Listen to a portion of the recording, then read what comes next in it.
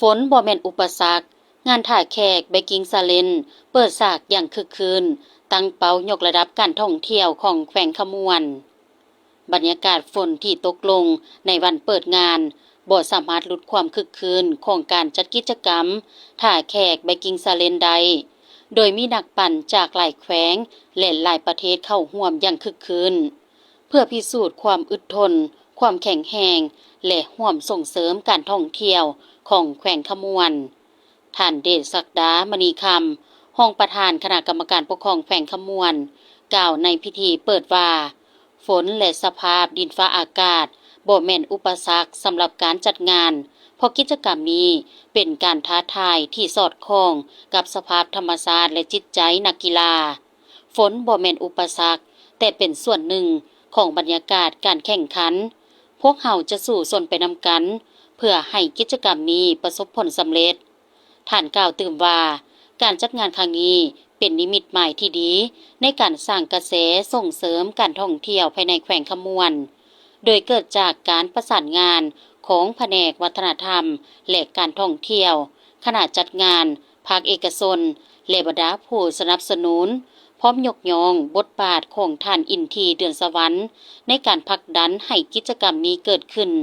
หวังว่าการแข่งขันขี่รถถีบรูปแบบนี้จะกลายเป็นกิจกรรมประจำปีของแขวงขมวนและเมืองท่าแขกเพื่อสร้างแรงจูงใจให้นักท่องเที่ยวส่งเสริมการออกกำลังกายและพัฒนากีฬาควบคู่ไปกับการท่องเที่ยวท่านอินทีเดือนสวรรค์กล่าวว่ากิจกรรมนี้บ่ได้เน้นการเอาชนะเพียงอย่างเดียวแต่เป็นเวทีให้นักขี่รถถีบได้ทดสอบขีดความสามารถของตนเองผ่านเส้นทางท้าทายในระยะ50 100และ200กิโลเมตรนอกจากการส่งเสริมสุขภาพแล้วงานนี้ยังเป็นการโฆษณาการท่องเที่ยวของแขวงขมวนและแสดงให้เห็นความท้าทายของเส้นทางที่นักขี่รถถีบจะได้พบท่านยังได้แสดงความขอบใจต่อนักปั่นที่เดินทางมาจากนครหลวงเวียงจันทน์แขวงจำปาสักสวรรณเขตรวมถึงนักปั่นจากประเทศฝรั่งฟิลิปปินส์และไทยที่เดินทางมาร่วมกิจกรรม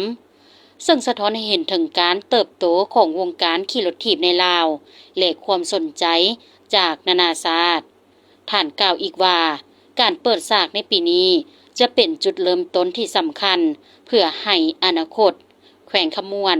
สามารถต้อนรับนักขี่รถถีบจากทั่วประเทศและนานาชาติได้หลายขึ้นพร้อมขอบใจการสนับสนุนจากทางการแขวงที่ร่วมผลักดันให้กิจกรรมนี้เกิดขึ้น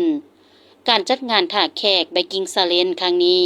จึงบ่เพียงแต่เป็นเวทีทดสอบความสามารถของนักขี่รถถีบเท่านั้นแต่ยังเป็นกลไกสำคัญในการยกระดับการท่องเที่ยวแบบกีฬาของแขวงขมวน